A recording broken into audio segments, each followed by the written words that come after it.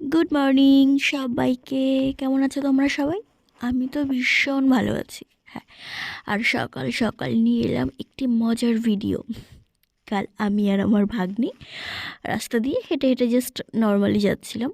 তো তখন দেখলাম রাস্তার পাশে দুটি খেজুর গাছ। তো একটি গাছে ভাড়পাতা, তোমরা দেখতেই পাচ্ছ, আর একটি গাছে এমনি ফাঁকা। তো হঠাৎ করে আমার ভাগ্নি বলল, মাসিমণি তাহলে চলো না, রস কোনো দিন খাইনি, তো এই গাছ দিয়ে তো রস পড়ছে, যদি খেতে পারতাম তাহলে মজাই হতো।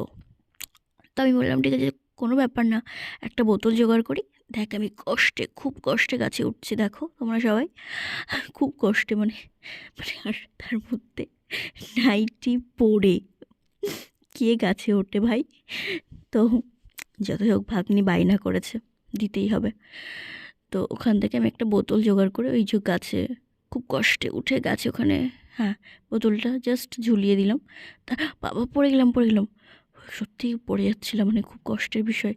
তারপর আস্তে আস্তে আস্তে আস্তে নামছি, আর ওকে তো বলছিলাম যে আর কত দূর আর কত, উফ নেমে